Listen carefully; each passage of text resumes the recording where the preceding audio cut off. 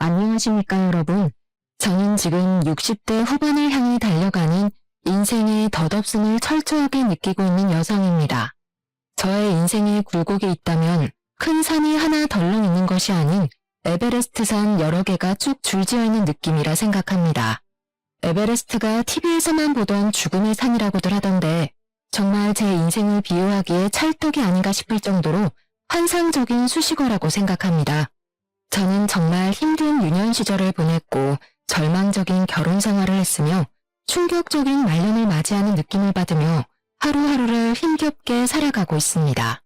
제가 이곳을 찾아와 괜히 여러분의 마음까지 무겁게 만드는 것은 아닌지 걱정이 되지만 제 속 한번 시원하게 털어내고 싶어서 이렇게 글을 써내려갑니다. 모쪼록 제 인생에 대해 여러분과 함께 이야기를 나누고 슬픔을 나누면 반이 된다는 그 말을 실감해보고 싶답니다. 지금부터 제 인생의 모든 굴곡, 모든 사건, 모든 결말을 이야기해보도록 하겠습니다. 저는 20살이 갓 넘은 어느 날 아무것도 모르는 상태로 결혼이라는 것을 하게 되었고 그 이후 아주 고통스러운 일생을 맞이하게 되었습니다. 남들은 결혼이 축복이라고 하던데 저에게는 생지옥 그 이상도 이하도 아닌 제도나 다름이 없는 족쇄 같은 것이었기 때문이었습니다. 저랑 남편은 중매를 통해서 만나게 되었는데 남편이 그 당시 보여주었던 모든 행동이나 조건들이 결혼 후 거짓말이었다는 것을 알게 되었습니다. 사업을 한다던 남편은 집에서 놀고 먹는 백수였으며 남편과 함께 살던 홀시어머니의 수발은 모두 저의 몫이 되었습니다. 저희 부모님은 사기꾼이던 중매쟁이의 말에 깜빡 속아 제가 부잣집에서 걱정 없이 살기를 바라며 저를 어린 나이에 시집을 보내신 것이었습니다. 저희 집이 가난했기 때문에 부모님께서는 늘 저를 걱정하셨고 제가 배를 굼지 않았으면 하는 마음에 먼 타지로 저를 시집 보내신 거였는데 실상은 전혀 달랐던 것입니다. 남편은 하루 종일 처자빠져 잠만 자다가 늦은 오후에 일어나서 마시러 나가 술을 먹고 돌아와서는 씻지도 않고 잠을 자기 일쑤였습니다. 그런 남편에게 잔소리라도 할라치면 어느샌가 시모가 제 옆에 떡하니 나타나 제 등짝을 때리며 잔소리를 하셨습니다. 남편의 기가 살아야 사업도 할 수 있는 것이며 돈도 잘 벌어오게 되는 것이라면서 저에게 남편의 기를 죽일 생각은 꿈에도 하지 말라고 하셨습니다. 저는 당장이라도 이혼을 꿈꾸며 하루빨리 이 족쇄 같은 집구석을 떠나겠다고 결심을 했었는데 아주 충격적인 일들이 그 뒤에 줄줄이 터지기 시작했습니다. 매일같이 백수 생활로 놀고 있는 남편. 어느새 저에게 모든 일을 맡기고 옆에서 눈을 부릅뜨고 지켜보며 잔소리를 하는 시모까지. 결국 저는 도망갈 수 없음을 느끼고 체념을 하고 있었죠. 그런데 집안 가게 살림에 구멍이 뻥뻥 뚫리기 시작했습니다. 그동안 모아두었던 돈들이 전부 바닥이 난 것인지 뭔지 쌀을 살 돈이 없다며 저에게 일을 하라고 시모는 잔소리를 시작하셨습니다. 차라리 집구석에서 한심한 사람들의 꼴을 보고 있느니 일을 하는 게 낫겠다는 생각에 동네 작은 가게에 취직을 해서 돈을 벌어다가 시모와 남편의 수발을 들고 있었습니다. 반찬을 사러 가는 길이 무서울 정도로 돈이 없어서 전전긍긍을 하던 도중 친정 부모님께서 아주 갑작스러운 사고를 당하게 되었습니다. 두 분이서 저를 보러 오시겠다며 그 멀리서 버스를 타고 이동을 하시다가 버스 전복 사고가 나게 되면서 그 자리에서 그만 목숨을 잃고 마셨던 것입니다. 처음 병원에서 전화를 받았을 때 저는 현실감이 전혀 느껴지지 않아서 한참을 멍하니 수화기를 들고 서 있어야 했습니다. 시모가 전압이 많이 나온다고 당장 전화를 끊으라고 소리를 치지 않았더라면 그 자리에서 하루 종일도 서 있었을지 모르겠습니다. 저는 정말 갑자기 두 부모를 한날 한시에 잃어버린 천의 고아가 되고 말았고 제 인생은 점점 더 미궁 속으로 빠져들게 되었습니다. 장례를 전부 치르고 상실감에 젖었는데 저희 집은 제가 태어나던 때부터 지금까지 단 한 번도 부유했던 적이 없었던 집안이라 당연히 물려받을 유산 같은 것도 전혀 없었습니다. 상속을 할 재산이 없으니 딱히 부모님의 재산을 정리할 것도 없었는데 그걸 알게 된 시모가 저에게 한 소리를 하시더라고요. 부모를 잃은 슬픔에 잠겨서 아무것도 하지 못하고 먹지도 못하는 사람에게 저희 부모님이 실속이 전혀 없는 사람이라면서 핀잔을 주는 게 아니겠습니까? 부모님 두 분 다 어이없는 사고로 보내버린 자식에게 도대체 그게 할 소리랍니까? 저는 상식을 벗어난 시모에게 정말 치가 떨렸습니다. 우리 집이 물려줄 유산이 1원도 없는 거지 같은 집안인지 몰랐다면서 보험도 들어둔 게 하나도 없냐고 저에게 잘 알아보라고 하더라고요. 동동거리면서 장례식장에 다들 부조는 많이 있냐고 물어보는데 사람의 탈을 쓴 짐승이 따로 없다는 생각을 하게 되었습니다. 어떻게 사돈이 죽었는데 장례식장에서 돈 타령을 할 수 있는 것인지 이해가 가지 않았습니다. 하지만 시모와 남편의 만행은 여기서 끝이 나지 않았습니다. 이 정도가 전부였다면 제가 에베레스트를 들먹일 이유가 없었겠죠. 장례가 끝난 뒤 큰 돈을 만질 거라 생각했지만 보험금도 재산도 하나 없자 시모는 저에게 하루빨리 돈이나 많이 벌어오라면서 슬픔에 잠길 시간을 주지 않았습니다. 제가 부모님을 추락할 시간조차 주지 않고 부려먹을 생각만 하고 있었으니 제 속은 얼마나 타들어갔겠습니까? 저는 집에서 놀고 먹는 백수 남편과 모든 걸 제 탓을 하고 돈 타령만 하는 시모를 모시고 살다가 이혼을 다시 한번 결심한 어느 날 임신을 하게 된 사실을 알게 되었습니다. 오랜 시간 달거리가 없었고 몸이 이상하게 나른하고 배가 불러온다고 했더니 임신을 하고 말았던 것입니다. 저도 지금 생각해보면 그때의 저를 쳐 죽이고 싶을 정도로 원망하고 있습니다. 어떻게 이혼을 결심한 사람이 임신을 할 수 있다는 말입니까? 뱃속에 아이가 자리를 잡고 있는데 제가 그 몸을 하고 도망을 쳐서 무일푼으로 길바닥 생활을 할 수 없었기 때문에 저는 이혼에 대한 생각을 접어야 했습니다. 결국 그 집을 떠나지 못하고 매일매일 눈물바람으로 제 인생을 다독이면서 밤을 지새우며 지냈습니다. 정말 기구한 인생이라고 하지만 어떻게 이런 일이 저에게 벌어질 수 있는지, 물론 제 잘못이 전혀 없다고는 말할 수 없지만 그래서 더욱 한탄스러웠습니다. 제가 임신까지 했음에도 불구하고 정신을 차리지 못한 남편은 돈을 한 푼도 벌어오지 않았고 벌어와야 한다는 생각조차 하지 않았습니다. 저는 만사까지도 쉬는 날 없이 열심히 일을 하면서 돈을 벌어왔습니다. 비단 우리 가족의 생계 때문이 아니라 태어날 아이에게 좋은 것을 해주고 싶었기 때문이었습니다.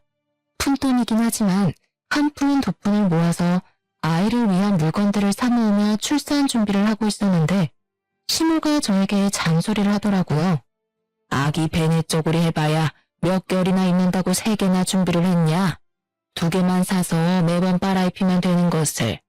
더워 죽겠는데 벗겨놔도 되겠구먼. 거기다가 기저귀랑 손수건은 뭐 이렇게 많아? 청기저귀 하나 사다가 빨았으면 평생을 쓸 수 있는데 일회용 기저귀가 뭐냐? 요즘 것들은 노동을 안 해. 쉬운 길로만 가려고 한다고 하면서 제가 산 육아용품에 돈 1원 보태준 것도 아니면서 내내 트집을 잡고 잔소리를 하는 것이 아니겠습니까? 분유는 무슨 분유를 먹인다고 젖병을 이렇게나 샀냐? 모유 수유하면 돈도 안 들고 좋은데 자기는 1년 넘게 모유를 먹였다고 하면서요. 저런 거 살 돈이 있으면 본인이 먹을 고기라도 한 덩어리 더 사오라면서 나이가 들어서 그런지 자꾸 고기가 당긴다고 하시더라고요. 저는 10달을 꼬박 품어 떡두꺼비 같은 아들을 낳았지만 정말 기쁘다는 마음이 단 하나도 들지 않았습니다. 앞으로 이 아이와 어떻게 살아야 할지 막막함에 산후 우울증까지 심하게 왔고 저는 점점 무기력해지기 시작했습니다. 하루가 어떻게 흘러가는지 아이가 울면 수유를 하고 아이가 자면 옆에 누워서 눈물을 흘리는 나날들을 반복했습니다. 가끔은 아이가 울어도 안아줄 힘이 없어서 누워있고 했는데 남편은 깨어있으면서도 단 한 번도 아들을 안아준 적 없는 사람이었습니다. 안아주기는커녕 아이가 우는 게 시끄럽다면서 발로 툭툭 아이를 밀어내는 몰상식한 짓까지 쉼없이 했습니다. 밤에 아이가 깨서 울기라도 하면 득달같이 시모가 저를 깨워서 본인 아들 자는데 방해가 된다면서 애를 안고 밖으로 나가라고 쫓아내기까지 했습니다. 제 입에서는 한숨이 나오지 않는 날이 없었고 시모는 그 꼴도 보기 싫었는지 저에게 복이 날아간다면서 입을 툭툭 치곤 했습니다. 저는 아이를 키우는 게 너무 힘들고 또 우울증이 심해지면서 신체에 변화가 생기기 시작했고 젖이 제대로 돌지 않는 지경까지 이르렀습니다. 제가 모유 수유를 제대로 하지 못해 아이가 늘 배고파했고 분유를 사다 먹이기 시작했는데 시모가 그걸 보더니 저에게 혀를 차면서 잔소리를 하시더라고요. 애한테 모유 수유조차 제대로 못하는 년이 무슨 어미야? 어디서 주운 자식 데려다 키우는 줄 알겠네. 시모와 남편과 같이 살던 그 나날들은 정말 하루하루가 지옥과 다름없었습니다. 아니 차라리 지옥으로 떨어졌으면 좋겠다고 생각할 정도였습니다. 우리 아들이 5살이 되었을 때 정말 난데없는 개구진 아이로 변해버려서 하루가 멀다고 사고를 치고 다녔었습니다. 귀여운 사고부터 한숨이 절로 나오는 사고까지 하루도 빠짐없이 난리를 치우던 우리 아들은 매일같이 혼이 나야 정신을 차렸는데 저는 단 한 번도 손찌검을 한 적이 없었습니다. 그렇게 행동을 하면 안 되는 이유에 대해서 최대한 아이 눈높이에서 설명을 해주려고 노력을 했었습니다. 아이들은 뭘 해도 연약하고 귀여운 존재였기 때문에 호추로도 아이를 때리지 못하겠더라고요. 남편은 사실 제가 뭘 하든지 간에 아무런 관심이 없었고 아이와 눈조차 제대로 마주치지 않는 사람이었기에 신경도 쓰지 않았지만 시모는 나날이 잔소리를 심하게 하셨습니다. 저희 아들이 편식이 무척이나 심한 아이였는데 제가 일부러 요리를 할 때마다 아들과 함께 상을 차리고 요리를 하곤 했었습니다. 아들이랑 같이 채소도 썰고 밥을 준비하기 시작하면서 아들이 재료에 대한 흥미를 가지기 시작했고 새로운 맛에 대한 경험도 시작했거든요.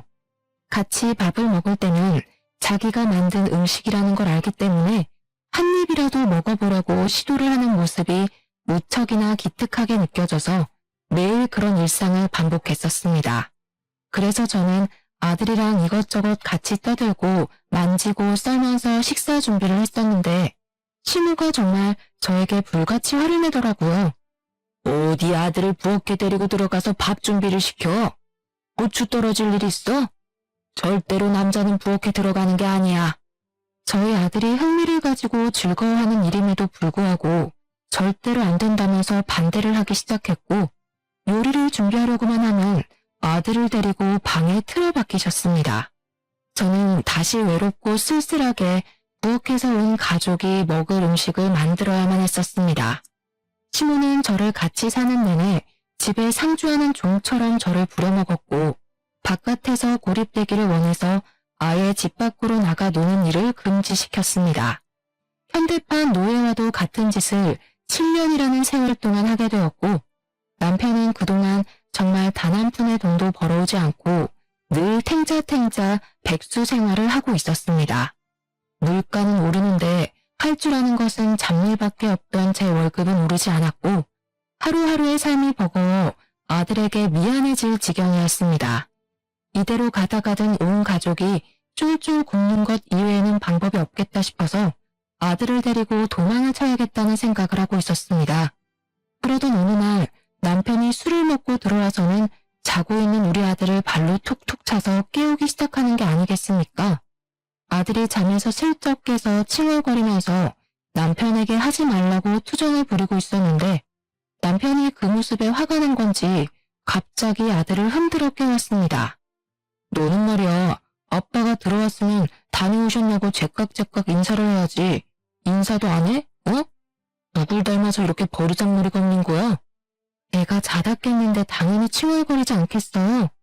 오늘도 밖에서 신나게 뛰어놀아서 아마 피곤할 거예요. 얼른 씻고 와서 자요, 당신도. 네가 나를 돈 안 벌어온다고 무시하니까 애도 나를 무시하는 게 아니겠어? 이런 거 얼굴에 처바를 돈이 있으면 나한테 술값을 더 내놓으란 말이야. 마트에서 가장 싼 것만 잔뜩 골라 사온 제 화장품을 내리 던지면서 소리를 치는데 순간 공포심이 저를 덮치더라고요. 몇 번 써보지도 못한 아까운 제 화장품이 바닥을 대굴대굴 굴러다니는데 아깝다는 생각만큼 제 인생에 대한 회의감이 들었습니다. 제가 바닥을 구르는 화장품을 멍하니 바라보는데 남편이 갑자기 저를 확 밀쳐버리는 겁니다. 그래서 깜짝 놀라 하지 말라고 남편에게 소리를 쳤어요. 그 소리에 아들의 잠이 확 깬 건지 벌떡 일어나서 저를 밀치고 있는 남편을 보게 된 것입니다. 아들은 순간 놀래서 그런 건지 아니면 그 상황을 정리하고 싶었던 건지 제 아빠 다리에 막 매달리면서 아빠 하지마 하지마 하면서 고사리 같은 손으로 말리고 있었습니다.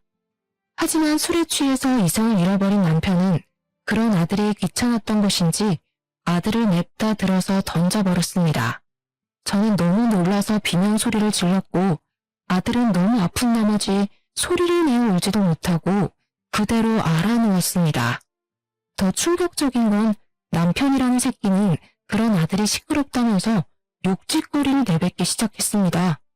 저는 그런 남편이 더 이상 사람으로 보이지 않았어요. 그래서 온 힘을 다해서 남편의 다리를 붙잡으며 뜯어 말렸지만 제 힘으로는 역부족이었습니다.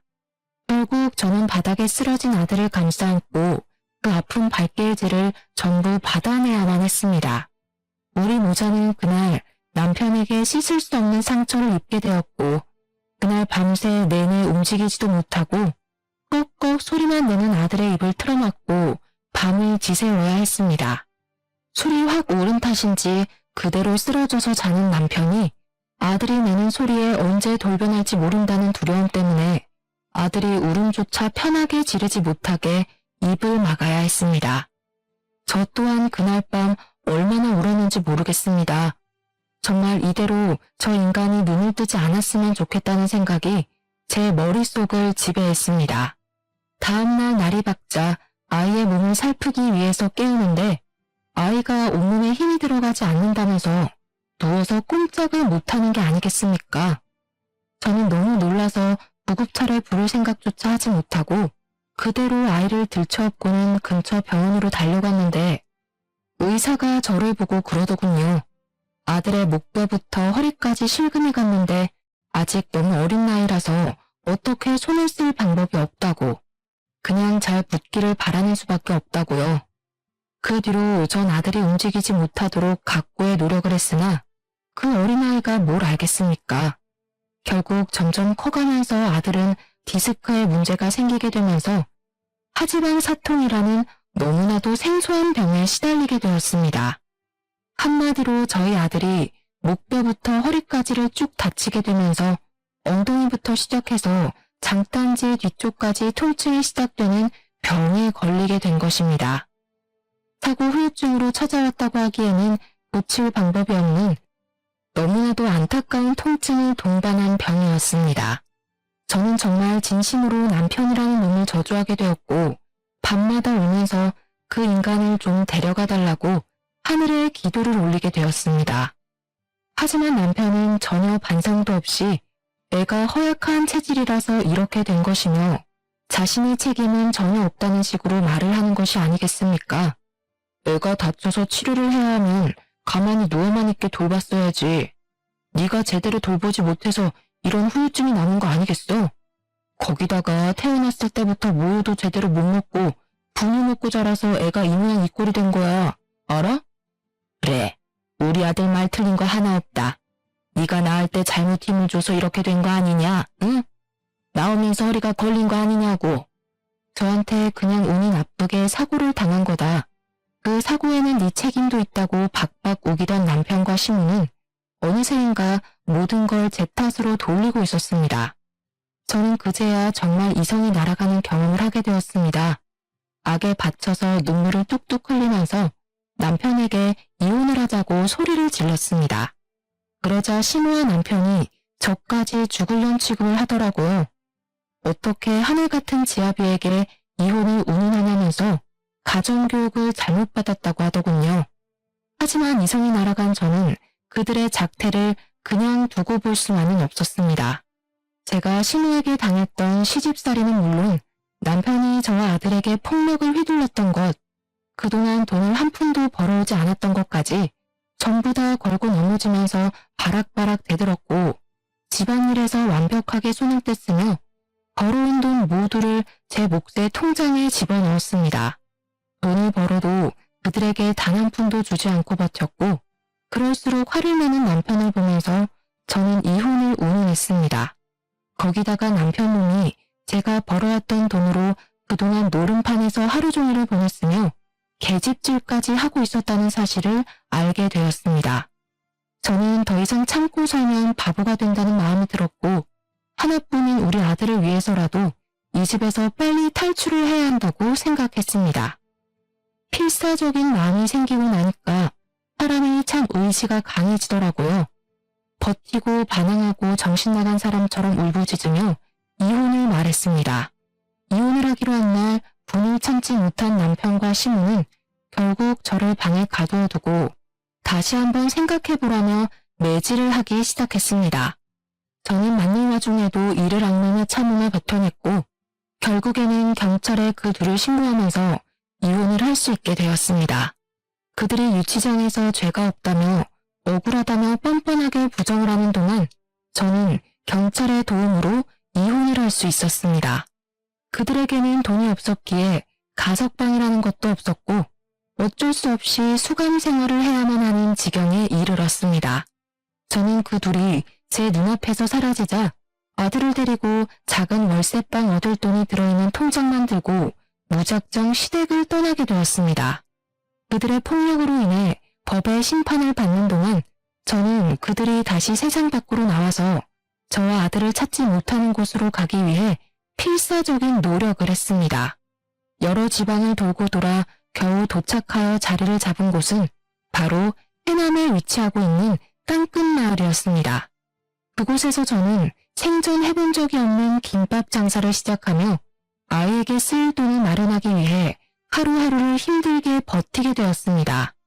처음에는 노상에서 김밥을 말아서 파는 일을 하다가 한 푼 두 푼 정말 티끌 모아 태산이라는 말처럼 쌈짓돈을 모아 아주 작은 구멍가게 같은 걸 열게 되었습니다. 라면과 김밥을 팔면서 아들을 키워낸 저는 20년을 더 고생한 덕분에 우리 아들을 아주 기골이 장대한 놈으로 키울 수가 있었습니다. 그만큼 제가 하루도 쉬지 않고 일을 해서 번 돈으로 아들을 먹이고 입히고 했다는 산 증거가 아니겠습니까? 제 인생의 전부이자 제 인생의 원동력이었던 아들을 그렇게 키우고 나니 정말 가슴이 벅차오를 정도로 울컥한 마음이 들었습니다.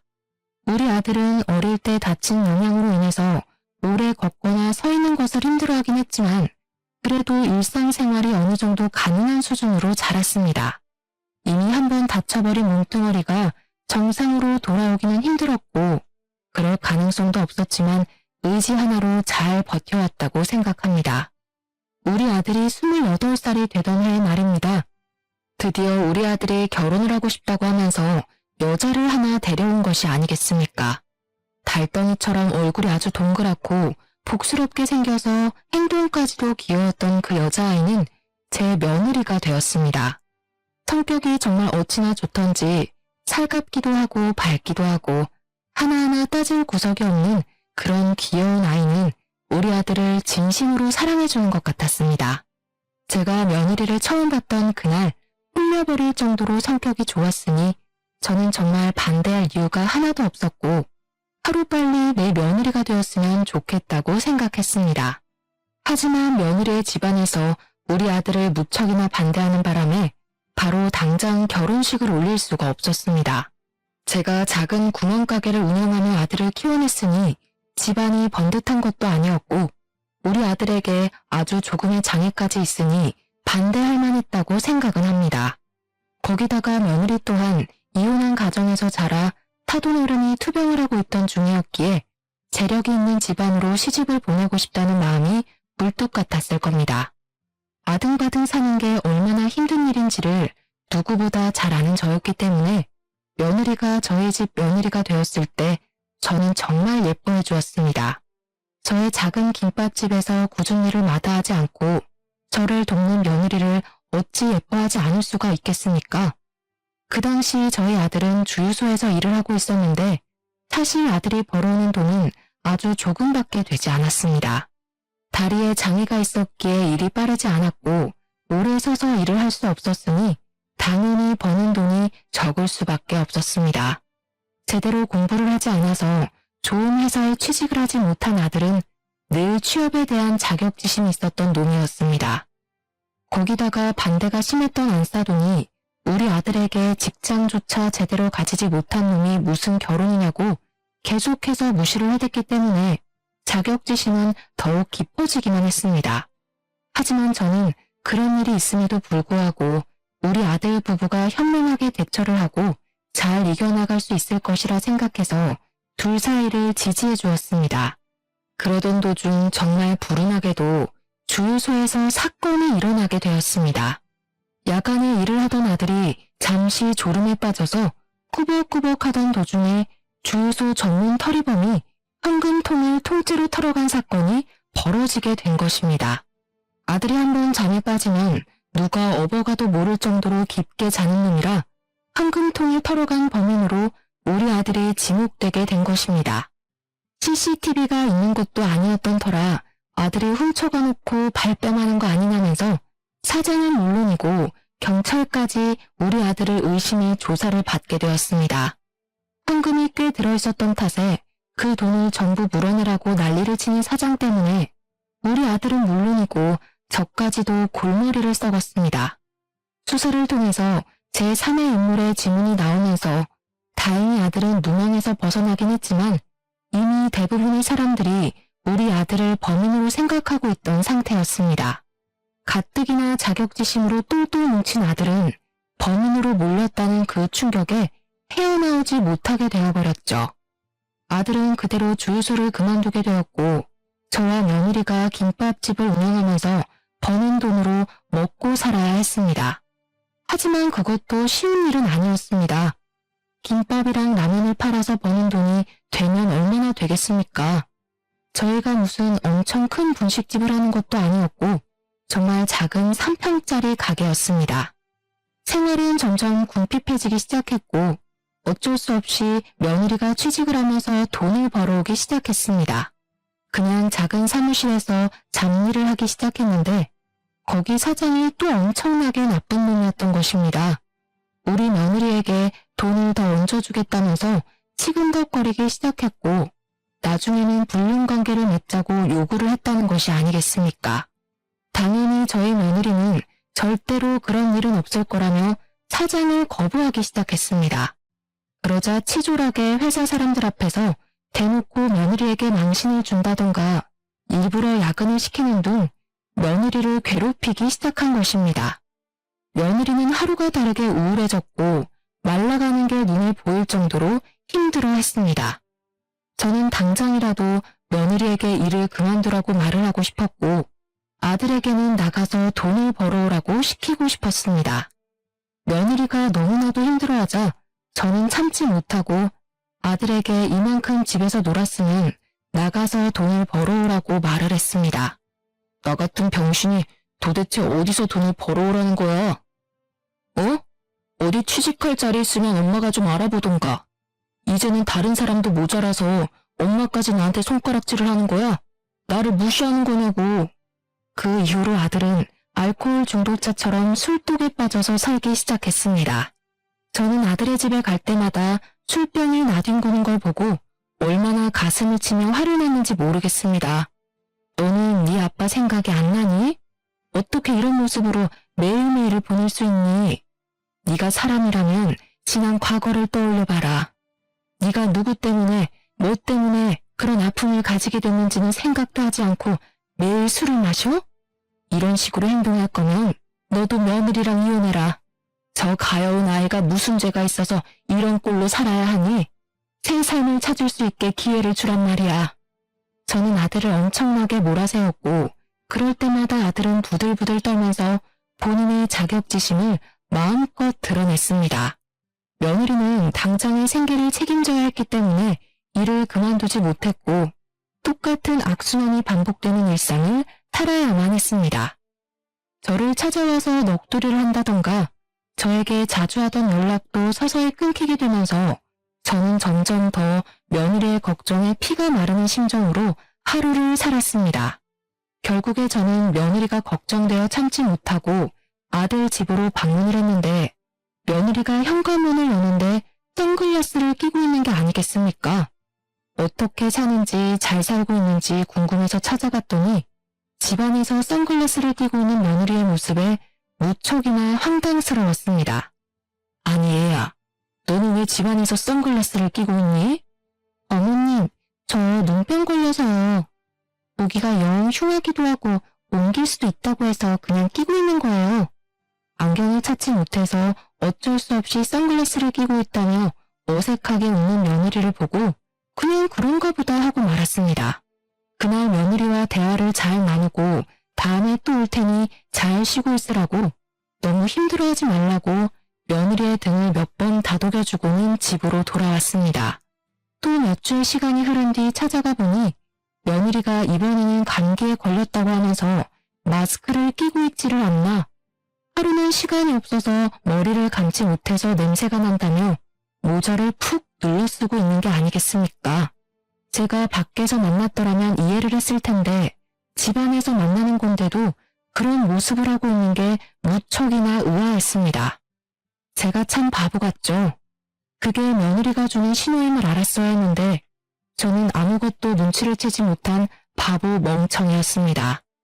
시간이 한참 흐른 뒤 폐인이 되어버린 아들을 어떻게든 다시 일으키고 싶었던 저는 아들의 집을 줄기차게 방문하기 시작했습니다.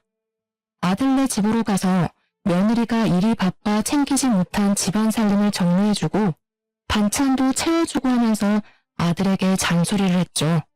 이제는 더 이상 놀지 말고 밖에 나가서 생산적인 일을 했으면 좋겠다고 짜증을 내는 아들을 툭툭 일으켜 세워주면서 말입니다.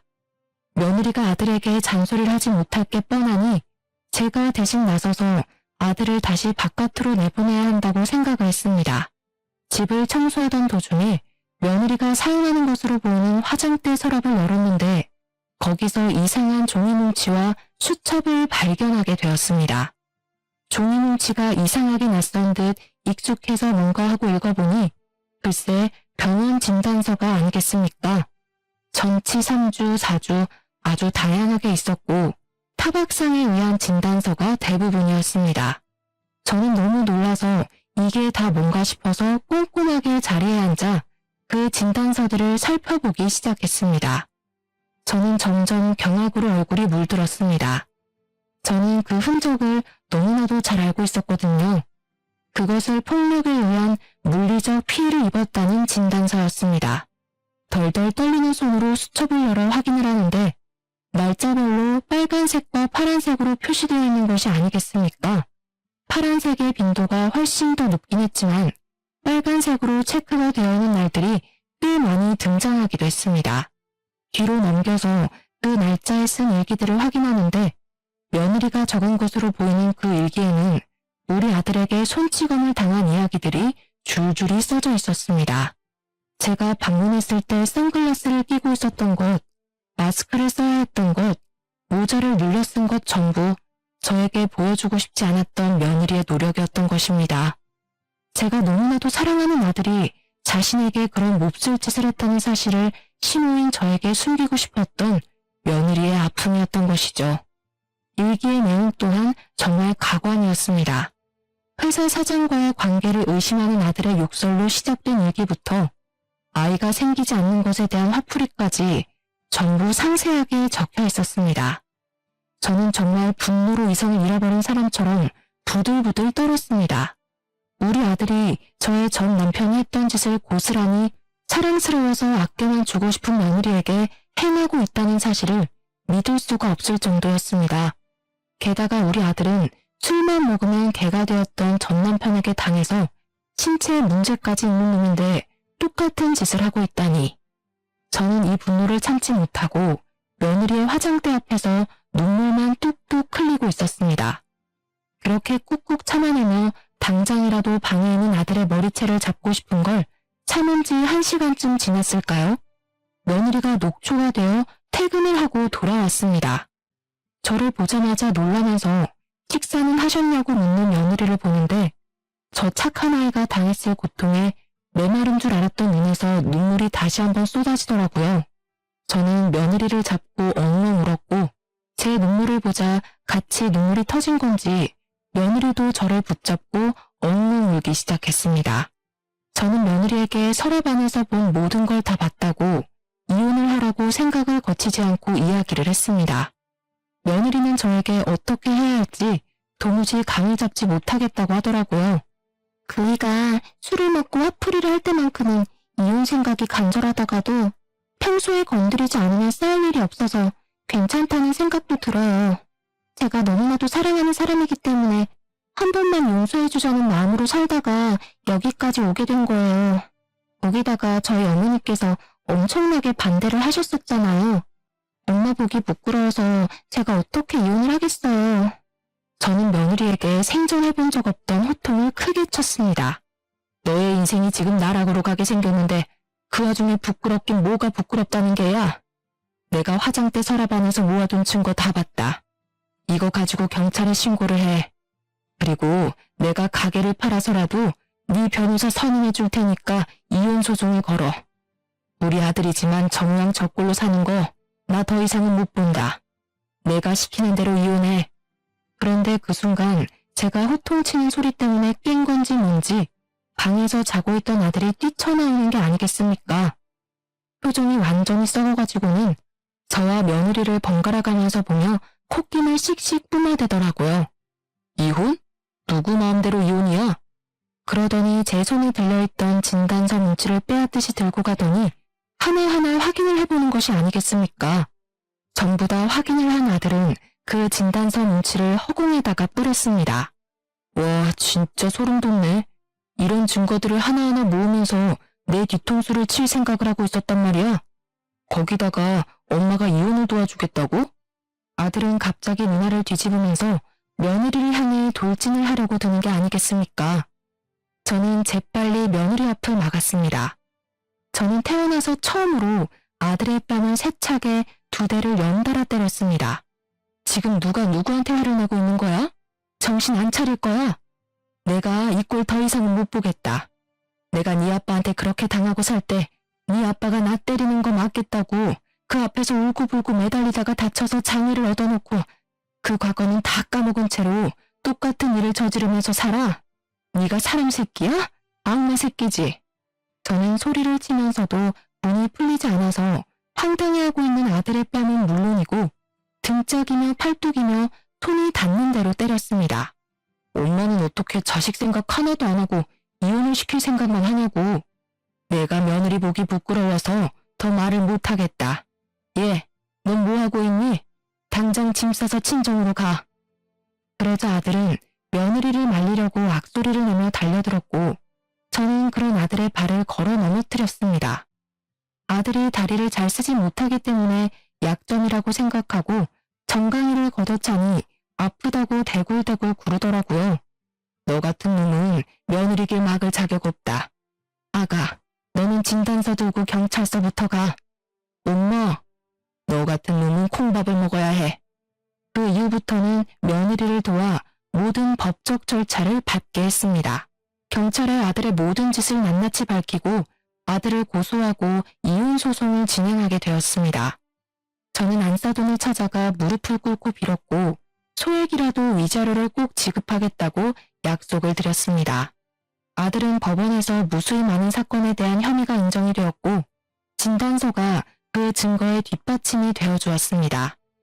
아들은 징역 8개월형을 받게 되었고 수감 생활을 시작하게 되었습니다. 며느리는 이혼을 했고 저는 며느리에게 2번 다시는 이쪽으로 발길조차 돌리지 말라고 신신당부를 했습니다. 며느리는 울면서 저에게 끝까지 죄송하다고 인사를 했지만 전혀 죄송할 필요가 없다고 오히려 며느리를 안심시키려 애를 썼습니다. 그 이후 아들은 만기 출소를 했지만 그 어떤 곳에서도 빨간 줄이 그려진 아들에게 일을 시켜주는 곳이 없었습니다. 좌절에 좌절을 맛본 아들은 매일같이 술을 퍼먹고 지내다가 결국 집으로 돌아오는 길에 무단횡단을 하다 사고를 당해 세상을 떠나고 말았습니다. 저는 당연히 우리 아들이 제대로 된 인생을 살지 못하고 그렇게 허무하게 죽어버린 것이 불쌍하고 마음이 아픕니다. 하지만 사람을 꽃으로도 때리지 말라고 했음에도 그런 일을 벌인 것은 그 어떤 것으로도 용서를 받지 못한다는 것을 다시 한번 깨닫게 되었습니다. 저는 비록 혼자가 되었지만 오히려 자유롭고 편안한 마음이 든답니다. 김밥 장사는 여전히 그 자리에서 하고 있습니다. 가끔은 며느리가 저를 도와서 같이 장사를 하고 가게를 정리했던 그날들이 그리워지기도 합니다. 항상 제 옆에서 힘이 날 만큼 환하게 웃어주던 그 얼굴을 어떻게 잊을 수가 있을까요? 그 예쁜 아이의 얼굴에 그림자를 지게 한 그 과거가 너무나도 고통스럽습니다. 그래서인지 저는 며느리와도 완벽하게 연락을 끊어냈습니다. 가끔 한번 그리울 때가 있긴 하지만 지금까지는 아무런 소식도 듣지 않고 잘 참아내며 지내고 있는 중입니다. 앞으로 먹고 살 만큼만 벌어먹고 살면서 말년을 맞이해보려고 합니다. 무소유라는 말처럼 정말 모든 것에서 자유로워진 저의 남은 인생을 응원해 주시기 바랍니다. 감사합니다.